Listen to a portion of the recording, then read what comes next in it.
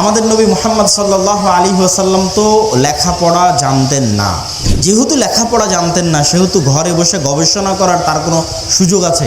আল্লাহর নবীর ঘরে বসে গবেষণা করার কোনো সুযোগ আছে? উনি তো জানেই না কিভাবে লিখতে হয়, কিভাবে পড়তে হয়। তাহলে উনি সালাত বাদে বাকি সময় কি করতেন? মানুষের সাথে সময় কাটাতেন, সমাজের মানুষের সুখ দুঃখের পিছনে সময় দিতেন। তাহলে আপনার সামাজিক প্রভাব তৈরি হবে। আর আমরা মনে করেছি আলেম মানুষ, আমরা শুধু বই পুস্তক নিয়ে বিশাল একটা লাইব্রেরি নিয়ে ঘরের কোণে শুধু গবেষণা করবো আর লিখবো।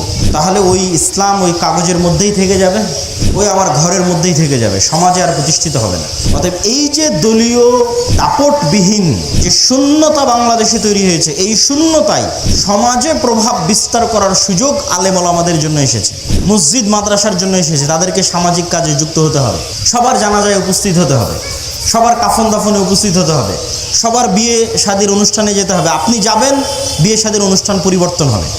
আপনি যাবেন না, ওখানে গান বাজবে। আপনি সম্পৃক্ত হন, অনুষ্ঠান পরিবর্তন হবে। এরকম যত সামাজিক ইভেন্ট আছে প্রত্যেকটার সাথে আপনি যুক্ত হন, মানুষের সমস্যা সমাধান করেন। দেখবেন আপনি যত বেশি পরিমাণে সমাজের সাথে কানেক্টেড হবেন, তত বেশি পরিমাণে আপনি নিজের অজান্তেই রাজনীতি করতেছেন। রাজনীতি শুধু ভোটের রাজনীতি হয় না। এবং আজকে আফগানিস্তানে যারা ক্ষমতায় এসেছে, তারা কোন পরিপ্রেক্ষিতে ক্ষমতায় এসেছে এটা আপনাকে দেখতে হবে। যখন দেশে কোনো আইন কানুন ছিল না, কোনো বিচার সালিশ ছিল না, তখন একটা ধর্ষণের শাস্তি বাস্তবায়নকে কেন্দ্র করে তারা সামনে এসেছে। মানুষ হতাশাগ্রস্ত, কোথাও কোনো আইন নাই, চুরি ডাকাতি লুটপাট নৈরাজ্য। তখন মাদ্রাসার ছাত্ররা বের হয়ে এসে একজন ধর্ষণকারীকে ওপেন প্রকাশ্যে শাস্তি দিয়ে দিয়েছে।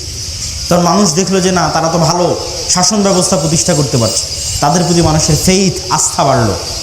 কিন্তু আপনাকে তো সমাজের মানুষের সুখ দুঃখ বুঝতে হবে, তাদের কষ্ট বুঝতে হবে, তাদের সাথে সম্পৃক্ত হতে হবে। তাহলে আপনি ইসলামের সামগ্রিক রূপটা তাদের সামনে নিয়ে আসতে পারবেন।